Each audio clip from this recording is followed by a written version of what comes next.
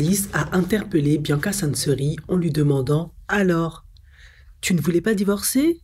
Alors, qu'en est-il? Elle l'a regardé, a esquivé un petit sourire narquois et est passée sans dire sans reste. La question maintenant qui revient sur toutes les lèvres, en tout cas sur la mienne: pourquoi tout le monde veut voir Bianca Sanseri demander le divorce à Kanye West? Eh bien, c'est principalement dû au fait que Kanye West, est une figure ultra médiatisée et controversée. Les gens suivent sa vie privée presque comme une série télévisée et son marche avec Bianca Sanseri intrigue énormément, notamment à cause de son style vestimentaire souvent provoquant et de la dynamique inhabituelle de leur couple. Certains pensent que Bianca est sous influence ou contrôlée par Kanye, surtout après avoir vu des vidéos et photos où elle semble effacée ou adoptant des tenues extrêmes. D'autres la voient comme une adulte consentante, entre autres moi, qui profite de la célébrité et du luxe qui accompagne leur relation. Bref, c'est du pur drama people.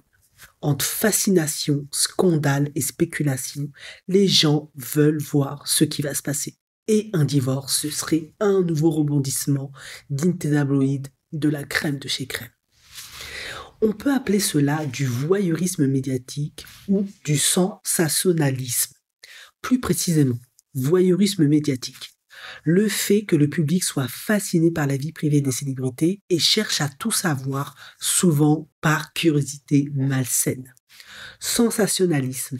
Les médias amplifient le moindre détail pour en faire un événement spectaculaire, suscitant l'émotion et l'engagement du public. Schadenfreude, c'est un mot en allemand. Le plaisir que certains prennent à voir les autres échouer ou traverser des difficultés. Culture du drama.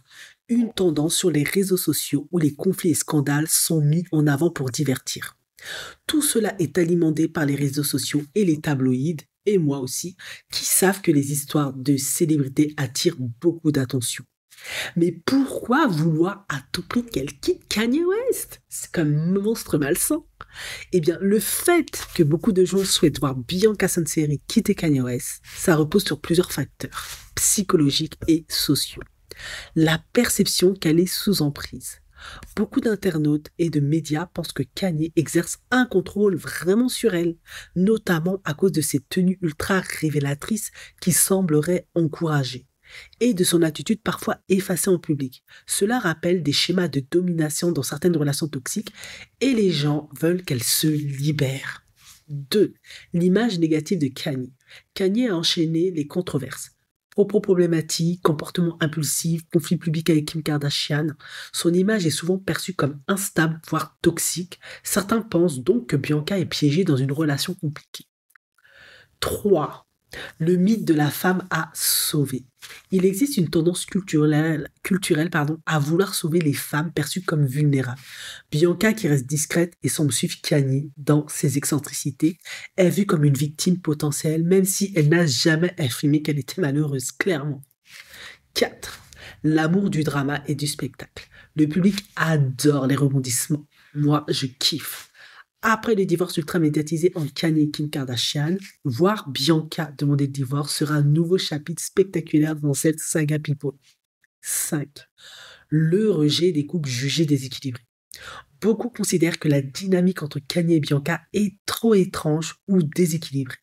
Leur relation ne correspond pas aux normes habituelles. Certains souhaitent inconsciemment qu'elle échoue pour retrouver un cadre plus classique. C'est rassurant. Bref, c'est un mélange de bienveillance réelle ou feinte, de curiosité malsaine et de culture du spectacle. Mais au final, personne ne sait vraiment ce qui se passe dans leur couple, sauf eux, clairement.